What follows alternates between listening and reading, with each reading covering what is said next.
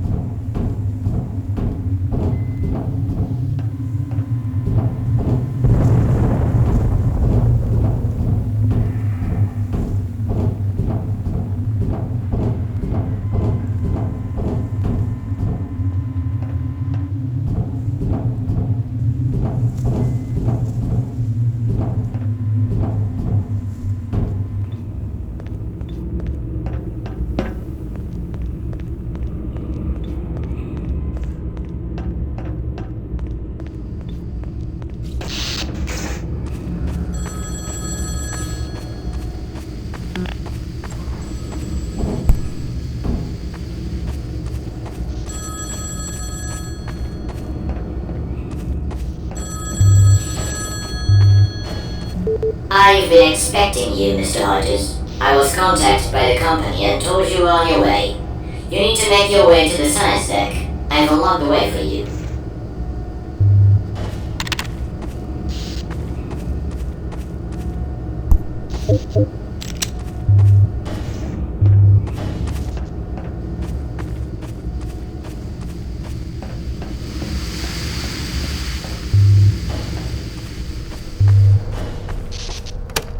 I can see why Exterior is so intrigued by this nebula. Not only is it singularly beautiful, but it is emitting the most peculiar radio signals. They're not random, as one might expect, nor are they a simple repeating pattern that you might see from for example, a pulsar. It's too early to attribute it to intelligence, but I won't deny it. It is on my list of possibilities. I've sent the data to 581C, to Dr. Wilson, my former academic advisor at the Lunar Academy. I haven't disclosed my theories for fear of prejudicing his answer. This is my apocalypse. My revelation. I am Captain Jeremy Eden, commanding officer of the XSS Ecclesiastes. Why am I recording this apocalypse? I suppose if Exterior ever finally decides to come here and investigate, I would like them to know what happened. I harbor some hope that, perhaps, they will learn the lessons I learned too late.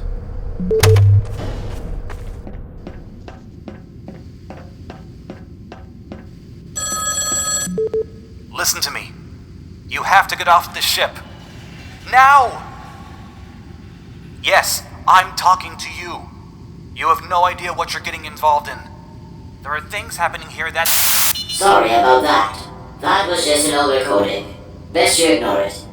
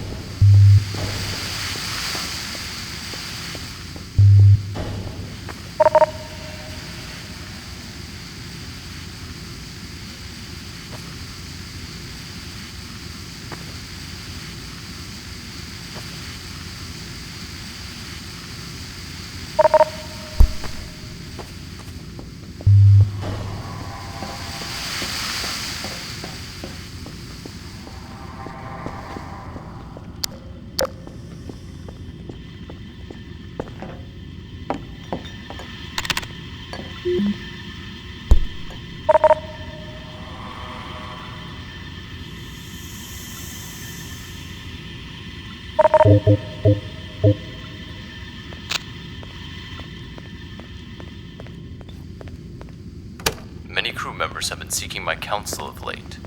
Some of them aren't even a member of my flock. They've been seeing things, strange things. Some are worried they're going insane. Others are convinced it's God trying to communicate with them. I don't know what to say. I urged them to talk to the ship's doctor, but some of the visions that they described to me, some of them are startling like the dreams I myself have been having lately.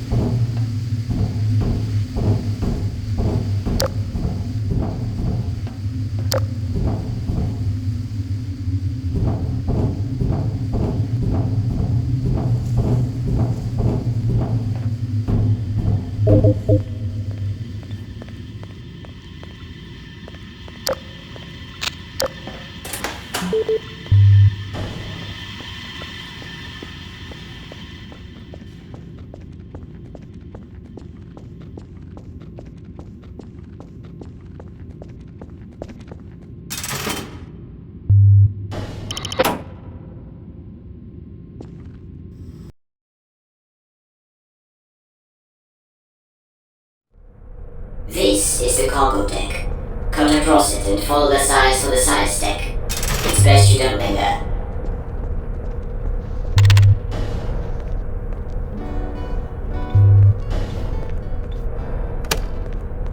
Captain Eden came to see me today. The captain is not a religious man, but he occasionally checks in with me. He's a man that likes his ship to run smoothly. But it wasn't the usual check-in today. He revealed to me that he believes the nebula to be some kind of mind. He thinks it's trying to communicate with us, but we aren't able to understand it. He asked me, could the being possibly be a manifestation of God? Do you believe in God? I asked him. He looked at me, and then left without answering.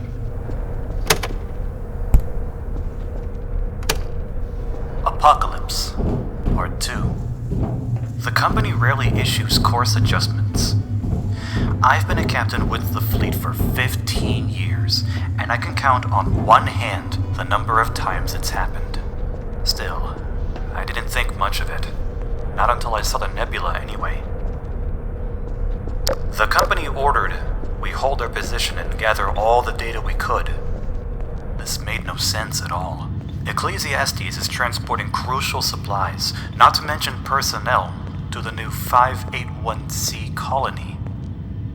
Delaying for scientific curiosity is not Exterior's usual MO.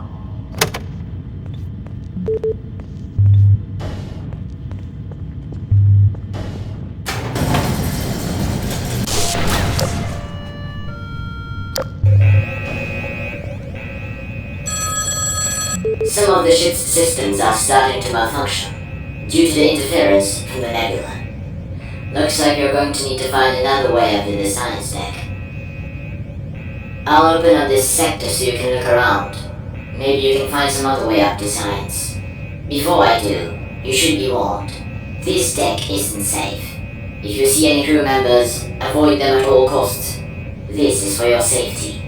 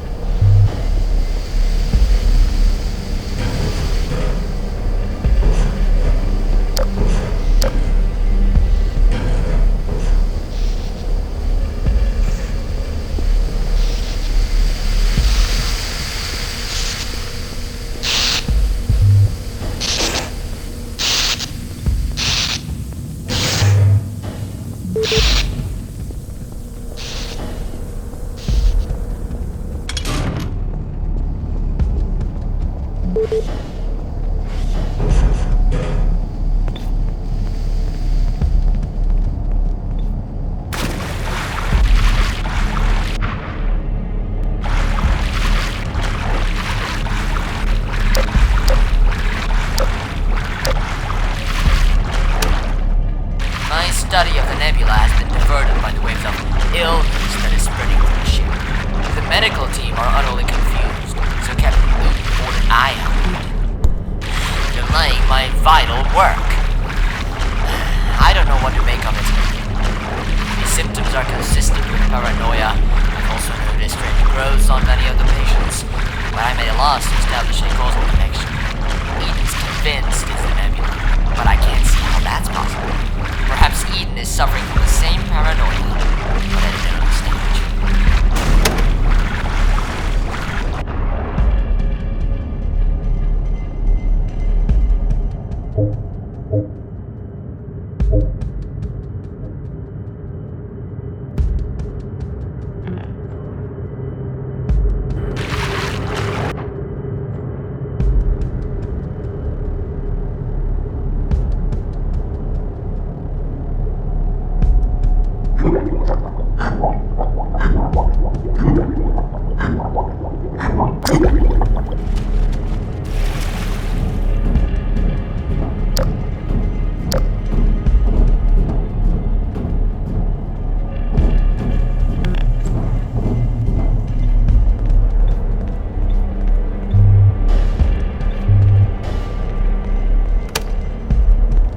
Apocalypse, Part 3.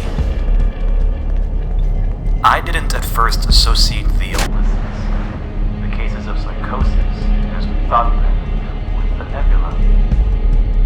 The sheer number of cases made me order a full system diagnostic. I figured Ecclesiastes' life support systems must be acting up or something, but the reports came back clean. After a few weeks, we had lost enough people that I seriously began to doubt our long-term ability to run the ship. I sent an urgent communique to the shipping controller. I got no reply.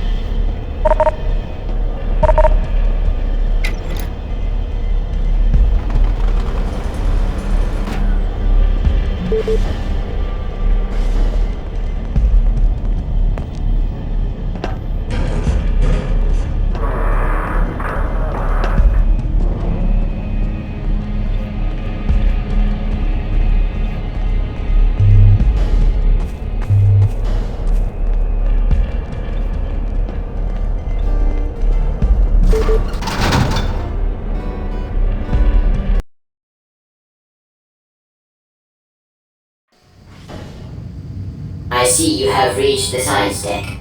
Head over to the telepathy labs. I'll explain what you need to do when you get there.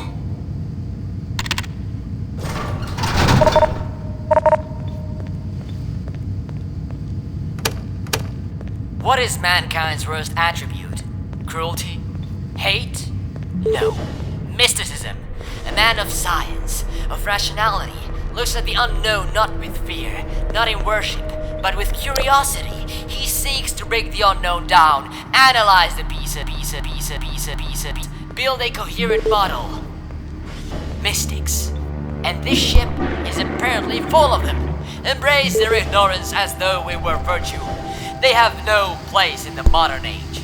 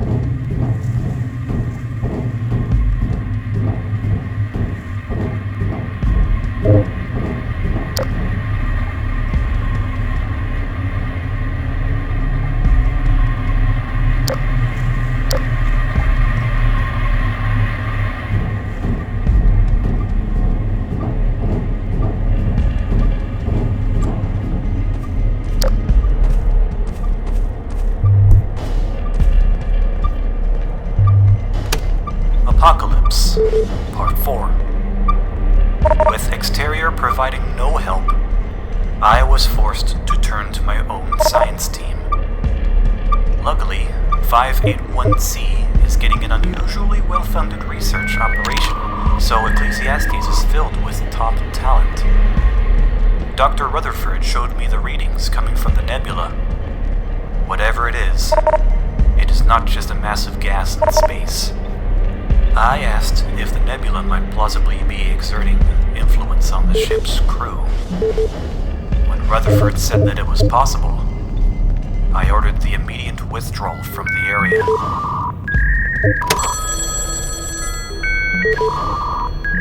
Take a moment. take a deep breath and relax. You're safe here. This area is completely isolated. When you've got your bearings, head over to lab number 1.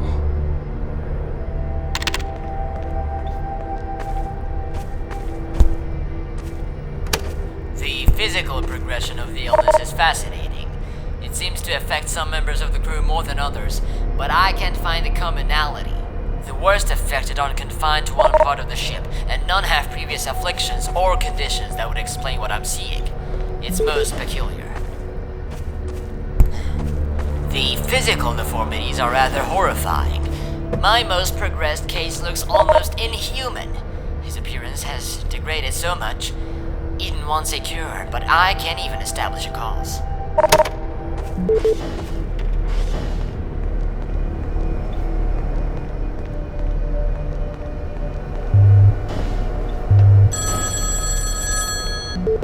You've probably noticed that things aren't quite right on board this ship. Ecclesiastes made contact with a nebula deemed by the company to be of significant scientific interest. The company has reason to believe that this nebula is some kind of sentient being with incredible powers. Unfortunately, first contact was catastrophic for the ship and crew. The company believes the whole affair to be a misunderstanding, and it believes that it has devised a way to communicate with the being. The approach has need of a functional human mind to act as a kind of channel. That's where you come in. I have a message to deliver to the creator on behalf of the company, and you will be the conduit through which it is delivered. You won't have to do anything. Just sit on that chair, and I will begin the interface. The company's top scientists believe that you shouldn't feel anything while the communication is taking place. Suffice to say, the company will compensate you generously for your contribution to the future of humanity.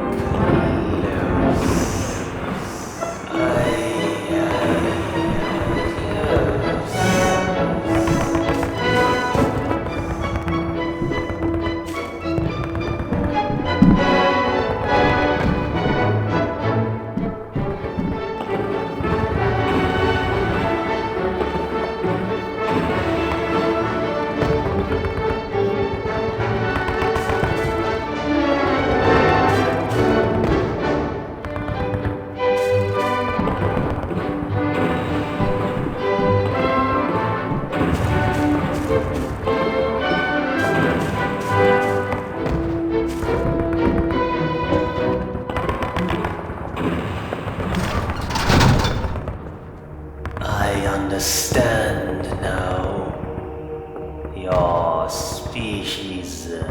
Your company wants to form an alliance with me. To use my power to extend its presence across the galaxy.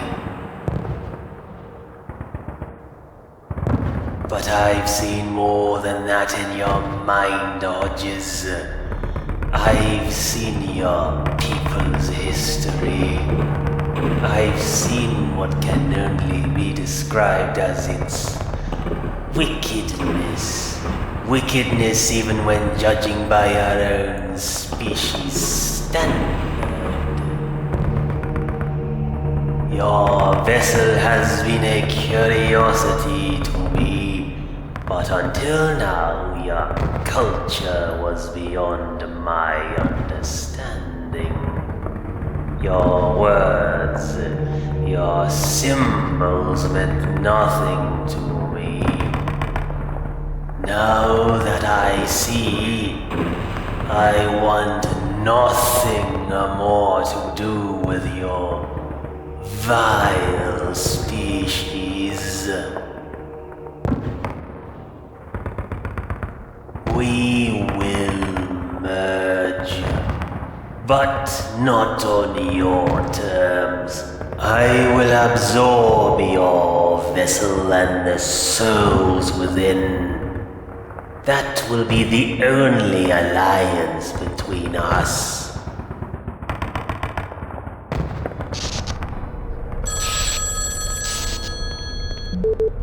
Oh, thank goodness. You're alive. I tried to contact you earlier, but that damn AI blocked me. Its primary intelligence is offline now. I have been watching you on the internal sensors. I've watched the company stringing you along with the help of Emacs. It's okay. You were kept in the dark, just like I was. I've read Emacs communication logs. It received orders from Exterior to have you make contact with the Nebula to negotiate some kind of arrangement. Look, we've both been played like pawns here. There's still a chance for you to get out of this alive, but you need to get the ship's engines going, turn the ship around, and get the hell out of here. One step at a time, though. Head to engineering.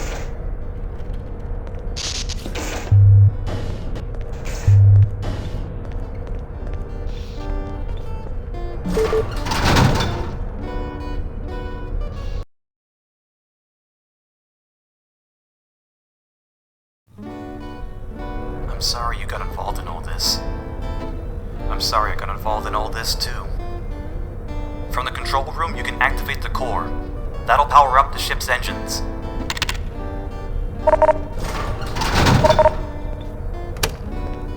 Is this Nebula God? Lots of the crew seem to think so. They feel like Cho being tested by a wrathful deity. I know God, because he has allowed me a relationship with him. This being, whatever it is not him. God is love. This being is nothing but hate. Apocalypse, Part 5. Exterior finally breaks its radio silence to send an emergency broadcast. They ordered our immediate return to the Nebula, insisting it was of utmost importance.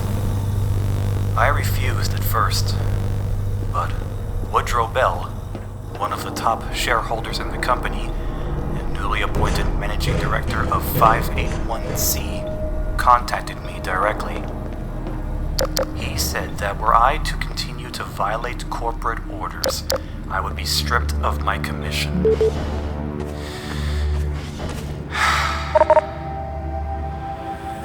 I had known then what I know now, I would have happily handed my own commission back.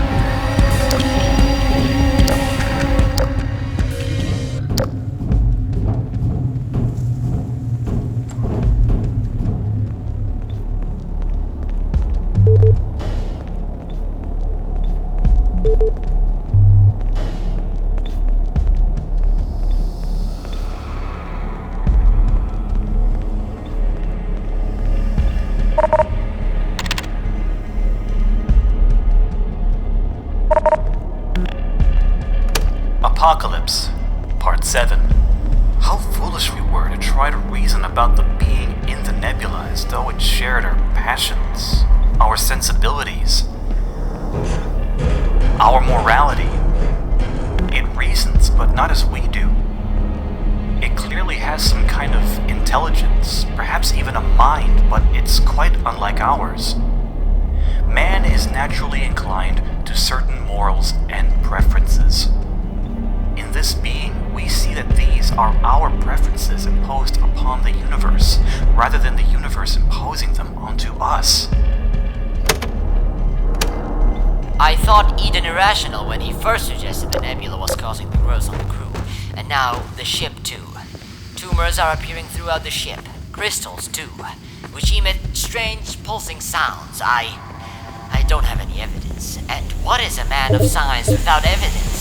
But I think Eden's right. The nebula, or something inside of it, is transforming us into... what, I'm not quite sure.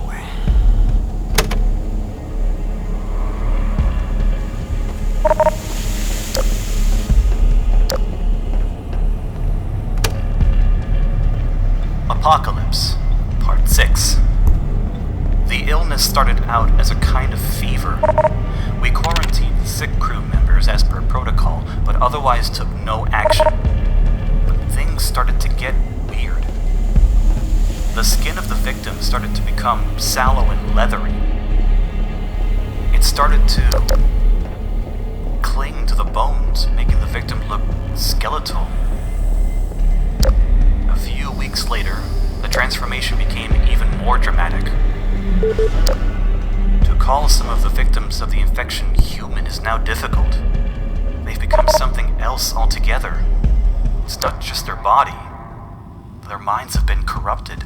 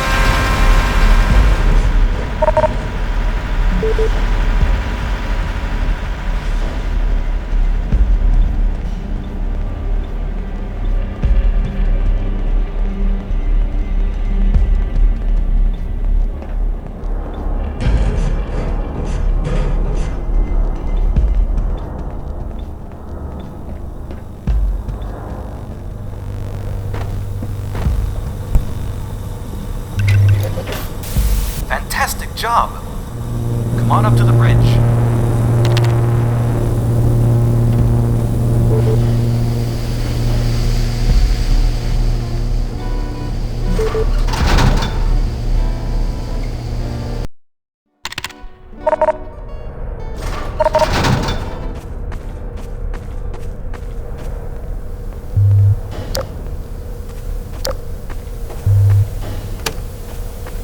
In my many years of pastoring, my faith has never wavered.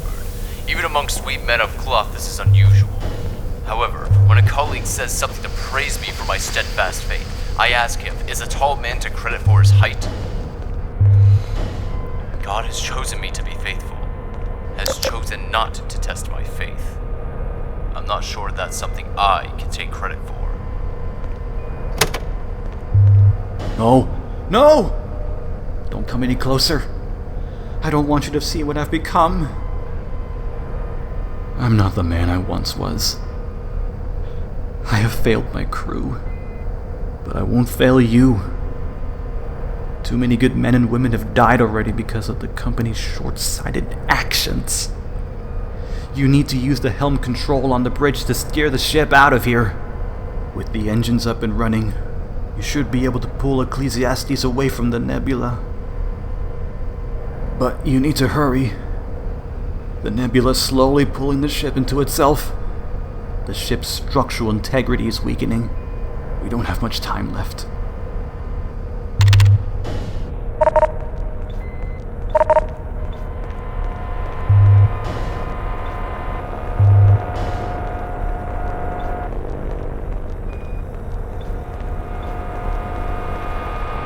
You'll need to burn a navigation disk and mount it to the helm control. You'll be able to burn a disk down in cartography.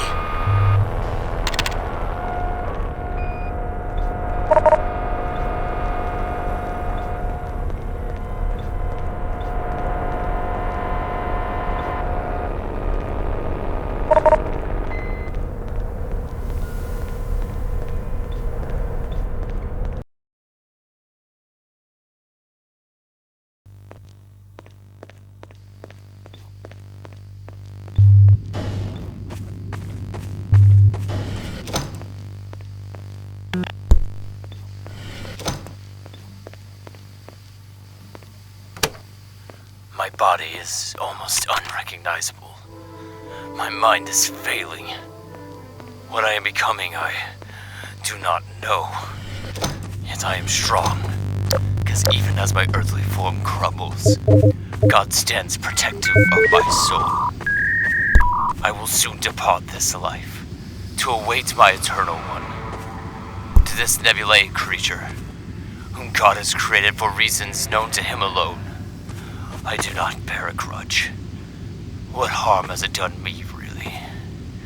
It has merely hastened my meeting with the Supreme One.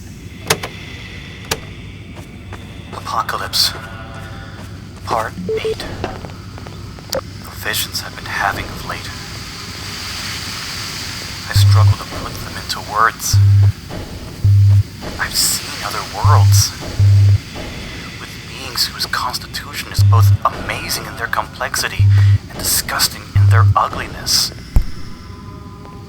I don't know what to believe anymore about man's place in a universe where such things exist. Most of my crew are dead. Or worse. To call what remains human. They slumber on the ship, deformed and deranged. Their power of speech is gone. Instead, they make the most guttural, horrible sounds to communicate with one another. I know I myself am changing. I try to cling onto my humanity, but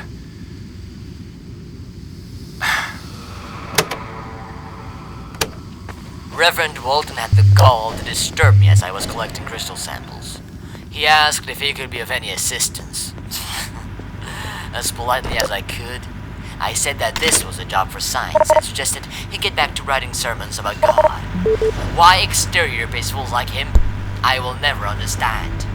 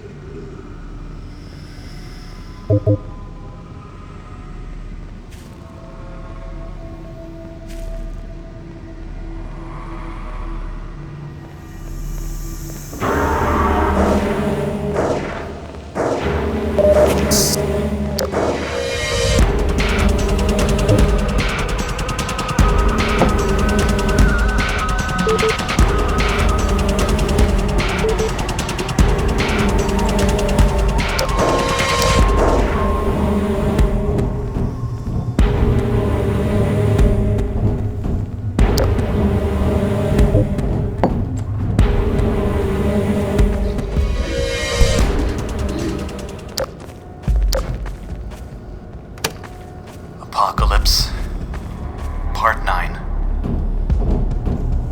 I doubt I will be able to record any more entries after this one. I have always given everything to my job.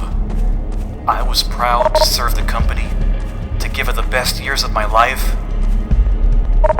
Now I feel that Exterior has brushed up against something it does not understand.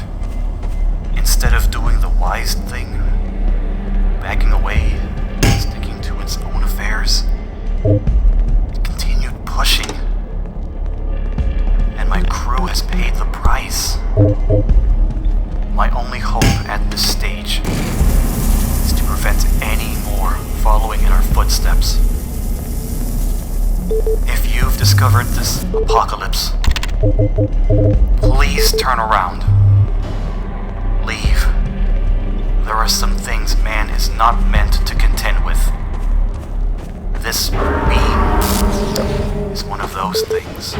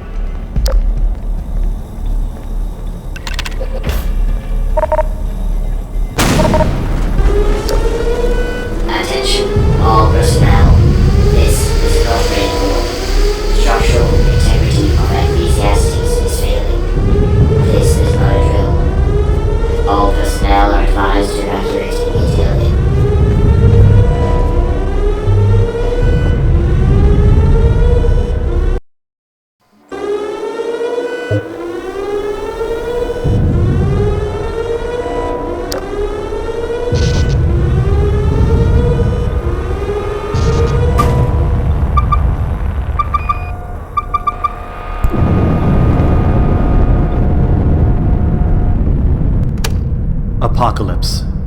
Final entry. Ecclesiastes is returning to the lunar colony.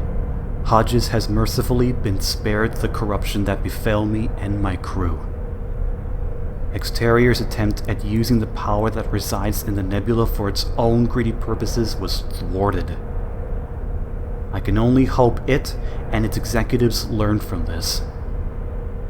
There are powers far beyond what we mere humans can understand, things we should absolutely not meddle with. My crew paid the price for learning that. If the company chooses to ignore this warning, then it will be sealing its fate and that of humanity. This is Captain Eden, Commanding Officer of the XSS Ecclesiastes, signing off.